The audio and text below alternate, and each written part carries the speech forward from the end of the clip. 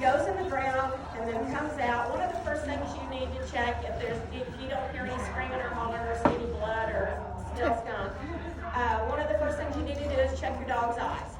Because if the dogs do not have the breed standard eye, which is called an almond eye, it's a rounder eye that tapers off into an almond. It's kind, it's not a big, round, beautiful eye like everybody says. I don't think they have beautiful eyes because they're big and round and pretty. But those big, round eyes also capture a lot of dirt and debris whenever the dog goes in the ground with the dirt and dust and whatever else he encounters in there. So you want to check your dog's eyes, and the way you're going to do that is you're going to lower the eyelid, and you're going to flush it, and you're going to raise the eyelid, and you're going to flush it. And what are you going to flush it with? Saline.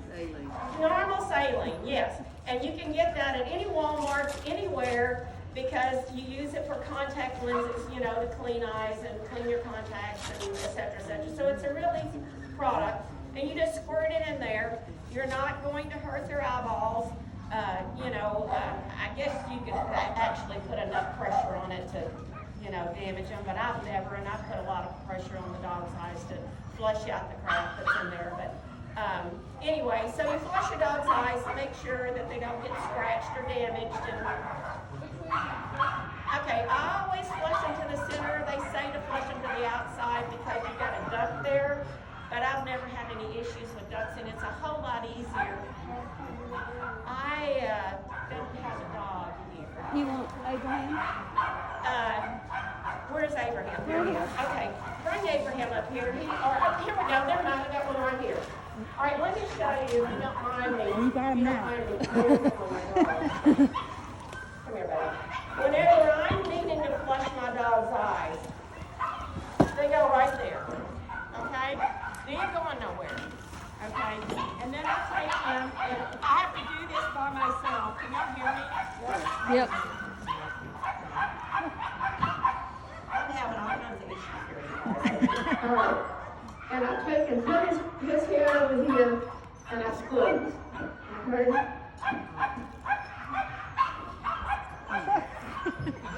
She's being good. All right. Anyway, but I raise the upper and lower eyelid and I squeeze. Sure, yeah, that'd be great. And here's where do you get these? Online, anyway. Okay. Now you can use these if you like these better. And these are really neat. I like these. I don't have one, but I've used them before. And you fill them full of normal saline. Can I push them like that? It's not get wrapped up in my cord again. Okay. All right, so I take her face, put it around this way, open the eye up, and I flush. Oh, you can't do that upside down? Okay. There we go. And you just push your head over here. You need a cookie for that. Absolutely, Good girl. Well, it's a lot easier, but a lot of times you don't have, if another person is filling the hole back in or getting another dog or checking collars or there's all kinds of things that the second person, thank you, Patty, that the second person can be doing or is doing, and you need to do your own dog. And you can also put them on the table, back them up to something to where they're not trying to slip away from you, and you can drop those eyelids and clean them out, okay? All right, that's the first thing you want to do. Now, if your dog comes out and he has any kinds of groundhog's puncture, usually fox breath, get them on top of the nose, and they have nasal holes from fox, and coons will grab you anywhere. But if you have puncture of any kind, thank you for that. I've got something that I bought a whole box of, and I'm giving everybody that's attending the medical seminar. You just get one, but these are great for flushing wounds because I'm at that point right now. I call them like needle nose. I'm not sure what they're technically called, but I put suck up some saline, and I put that down in the hole. If there's a hole in the lip, And you don't want to put it into the nasal cavity, but you do want to flush it. You know, you just don't want to stick it in there and squeeze it. But anyway, I put these in the holes on the dogs, and I flush out the dirt and the debris. Okay? Any other questions about that? For flushing holes that they might get in the field. Now, I don't mean to be scaring everybody. These dogs can take way more than what most groundhogs or coon are going to give them, because they're smart enough, they're going to back off today, and they're supposed to be baying terriers anyway. They're not supposed to be fighters, they're not supposed to be raw dogs, but they're breeders for that. They're supposed to be baying terriers, but we do have some of them that think they're Samson, and they can go in and they can slay the dragon. So in the process, you have to be able to doctor them to take care of that. All right, let's see. All right, if you have leg wounds, which I don't know if I have a video of that, but I've got one dog in particular that she thought she could slay the dragon, and also she tends to work with her feet out in front of her. Well, she learned really quick that that's not the thing to do. Had a groundhog take the whole front part of her leg off, and you can see the tendon in the bone. What do we do about that? We're in the field, it's 9, 10 o'clock at night, you're nowhere near a vet, so you've got to tend to this. You got to get them to a vet, yes, but you've got to tend to this, okay? So first thing we're going to do is we're going to flush that, and you can't flush it enough with normal saline. Get this cleaned out, and there's also some different antibiotic flushes that your doctor can give you, your vet, that you can add to your normal saline to have kill the bacteria. And we flush that really good. You can use water first just to get the dirt off, but then use the normal saline to clean it out. All right, and then we're going to put some antibiotic ointment on it, and we're going to wrap it. And I've got some vet wrap in here. I would let me kind of go ahead and go through some of these medical bags since I'm doing the medical seminar. And there's stuff in here for that. Use some sterile gauze if you have it. That's what I put in this medical bag. This is compliments of where I work. But put a bandage on it, really good, bandage it up. If it is bleeding, you're going to have to hold pressure on it, on the vessel that is bleeding, and you're going to have to hold it good and tight in order to be able to stop the bleeding, okay? Once you stop the bleeding, then you're going to have to pack it really good, or if it doesn't stop, you're going to have to pack it and use extra padding in that area that's still bleeding, and that's what you call a pressure bandage, okay? You're going to put some gauze on it, sterile gauze preferably, but put some gauze on it. We got all kinds of vet wrap in here, 2-inch, 4-inch, 3 or 4-inch vet wrap. You got to be careful not to put that too tight, because you will cut off circulation in the lower part of the foot. With people, we always check, capillary refill to make sure that you still got that. But with dogs, it's a little harder to tell how tight it is. So just make sure that it's not too tight. If it is, you can always take a pair of scissors and just kind of clip, especially the edges, so that you're not cutting off circulation. Okay, any questions so far? Okay, good, all right.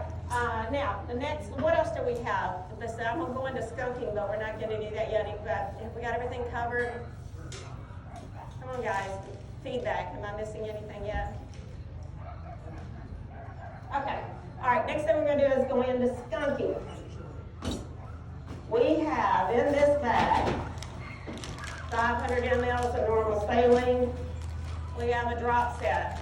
If you're familiar with medical stuff at all, and we have needles.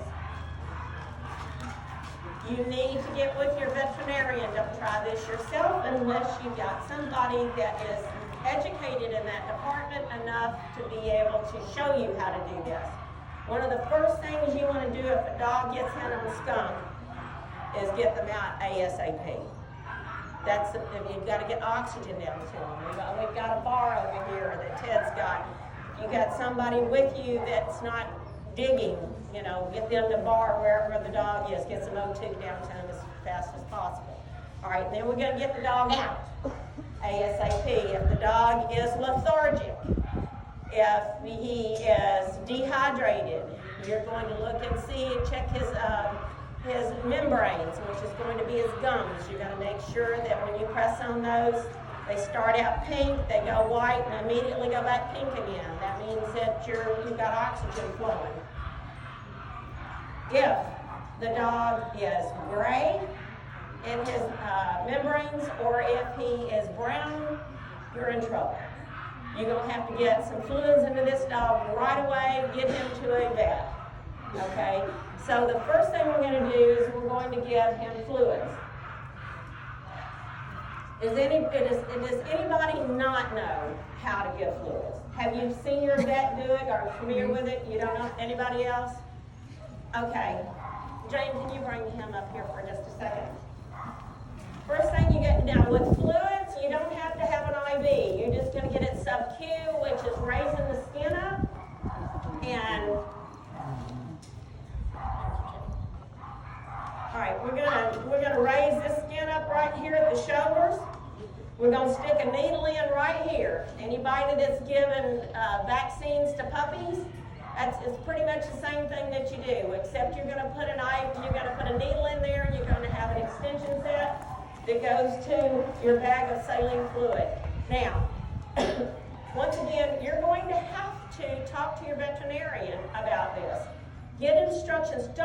If you're going to hunt, I'm telling you, very seldom do we lose dogs in the field. I mean, there is more teenagers that are killed in car accidents, percentage-wise, than there are terriers that are lost to the ground. And I've had people tell me, I am not going to hunt my dog because I don't want to lose them. And you know what I say to them? If you've got kids, by golly, don't you dare let them ever drive a vehicle. Never. Because if you don't, you're a horrible parent. Don't ever let them drive. Because that child is more likely to get killed in that car than your dog is in the ground. So don't let that stop your dog from having the opportunity to be able to go and hunt. Okay, and hunt with people that are educated, that are capable, that are smart. You know that your working judges are, because they had to go through hell and back to become judges. So get with someone that you know that is educated in that field, and let them go with you, kind of help you out. Thank you, Jane. But anyway, if the dog, let me go back to this. If the dog gets in the ground, he comes out, and number one, he's either lethargic or you've dug down to him. And you see that he's either passed out unconscious, or he's lethargic, or he's got gray, brown gums. Then we got to get some fluids in this dog. We got to find a vet right away. Try to know your area that you're hunting in. Try to know where your vet is and how far he is away. Make sure you got his phone number to where you can call him and let him know that you've got a skunk dog coming in. A lot of vets do not understand what skunking is. Just one second. They see dogs skunk on top of the ground all the time. And it's no big deal. He'll get over it. Well, skunking in the ground and skunking on top of the ground are two different things. The dog gets skunked in the ground. If you don't get to him pretty quick, you can lose this dog. So you make sure that your doctor knows you're going to handle this just like you would Tylenol, Toxidia, and a cat. I would make sure that you make a copy. This is this last True Grit on page 39. Doug Tack has an article that is absolutely phenomenal for skunking and what to do. Make a copy of this. Make sure your vet has it prior to you even having to go with him with a skunk dog. Or make sure you have it with you when you take the dog in, because it has instructions on exactly how to treat it and what to look for. Okay? All right, but there's things we can do in the field before we get there, and one of them is to administer normal saline. We're going to go ahead and thin out that bloodstream a little bit with some normal saline, will help this dog between where you are and where you get him to a vet. Now, what we like to do is anywhere 10, 12, even a 15-pound dog, we're going to give them approximately 600 mLs of normal saline. We're going to start out with a bolus. Does everybody know what a bolus means? If you don't, raise your hand.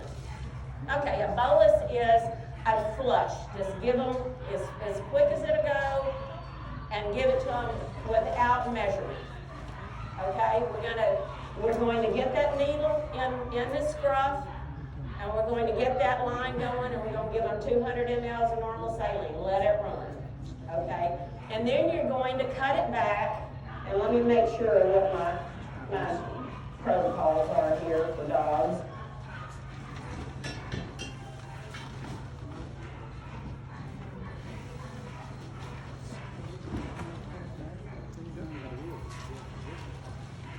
All right, you're going to give the normal saline then at about 30 mLs per kilo. Everybody know how to calculate kilos? Anybody don't know how to calculate kilos? All right, kilos, you take your weight and divide it by 2.2. You take approximately 10% and you move your decimal over 1, and that'll give you the weight in kilos. That's just a quick little thing that I had to learn as a paramedic. Okay. But anyway, then you cut it back and you give them the rest of the other 400 on the slower basis. Okay? And that's what you're going to do with the dog while you're getting to the vet. Now, there's, as is in this article, there is a product also called Mucomist, which is easier to remember than acetylcysteine. I always have a hard time always remembering that. Acetylcysteine is also, I think your first dose is 140, I think, mLs per kilo. But anyway, you most likely won't have that, but I will tell you, I like to make sure that I have it, so if I take my dog to the vet and he don't have it, I'll say, here it is. Administer. It's not that expensive. One's, I think, about $80, $90 through GoodRx, but I carry it with me all the time. Another thing that is not really in the protocol any longer, but if you've got it, dexamethasone is a good product to have to hit them up real quick, and that helps to protect the red blood cells. And that's anywhere from, 1 milligram per kilogram to stop the red blood cell damage. But anyway, these are different products that I carry in my medical bag that are not in here. Because you're going to have to either get it through the vet or get your vet to give you a prescription for the Mucomist so that you can carry it with you. And you can give Mucomist, you can give it by mouth if the dog is awake and he's just lethargic. Otherwise, you got to give it IV. And if you're not familiar with how to get an IV, then the biggest thing you can do is give the fluids through the scruff, get him on his way to the bed as soon as possible. Okay, and I know this one's got fluids. I'm not sure if this one's got fluids or not, but I'm going to give this one away. Which one is it, Jane? It's the red one. The one on the right. This is all the generic stuff that you need, including supplements.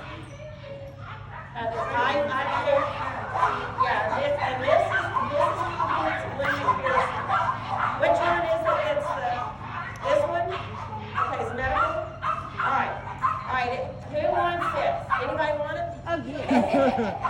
Alright. Drop it. Don't look. Alright, let's see who this is. Patty Storm? Yay! Congratulations. You go, girl. Congratulations. Cool. Thank you. All right, I'm going a little bit further, and then we're going to give away the other one. That's awesome. All right. First of all, any questions? Yes, ma'am. Probably don't have ever needed to use this, but what if, is there any kind of, if your dog needs oxygen, if they're in the hole, is there any kind of small O2 that you can actually... Yes, you can get that. I don't carry it. If a dog is unconscious and his heart's not beating, because you need to check that, I give mouth to mouth. I have no problem whether they're skunked, whether they're groundhog or whatever. I put my mouth on over that dog's mouth, and I give oxygen, and I pump that chest just like I would a human being. No problem. I don't care. But I also have had my head in holes with skunks when they've sprayed many times, so it doesn't affect me like it does some people.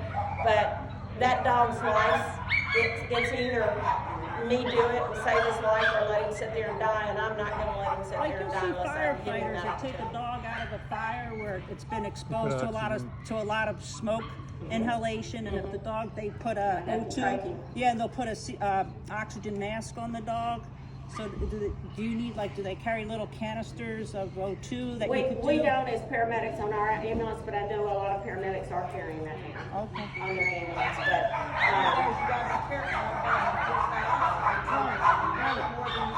right, because they're burning the lung.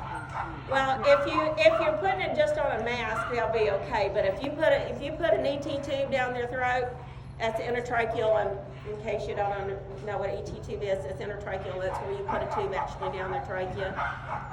Then yes, you've got to be really careful how you push that oxygen. And you've got to be careful how you give mouth to mouth to them too. You only give mouth to mouth enough to watch the chest rise. That's all. Okay. You don't blow their brains out, which you could. You know, you got to be watching that chest rise and fall. Okay. Any other questions? Yes, ma'am.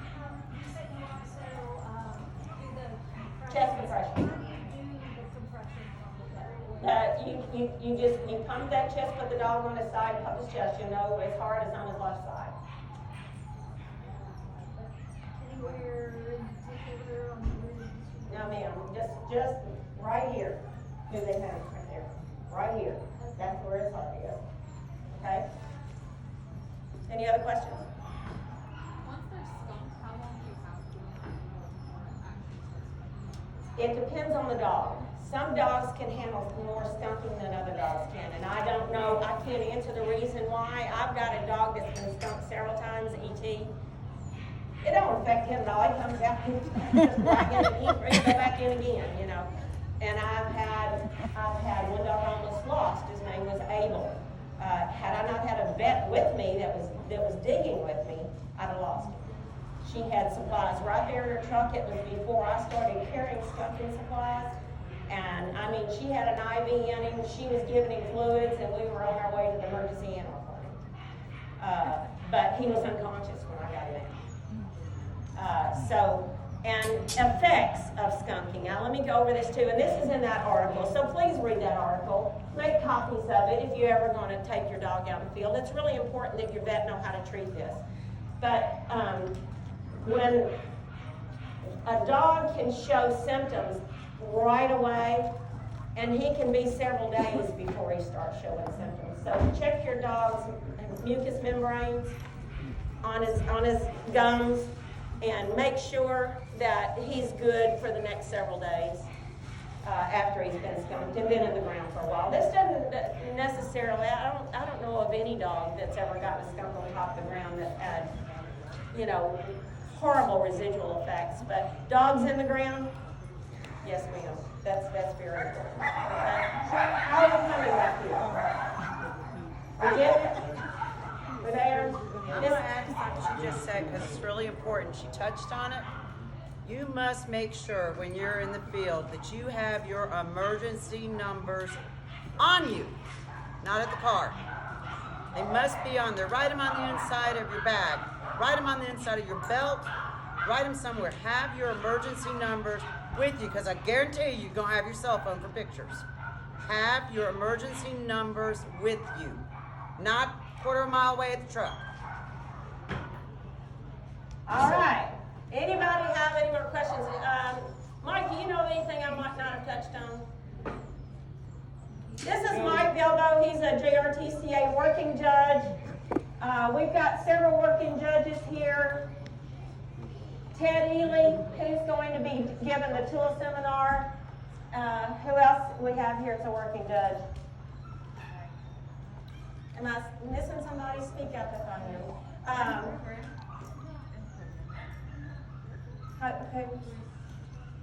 Chris is she is in the process of becoming a working judge. She's not a working judge yet, but she will.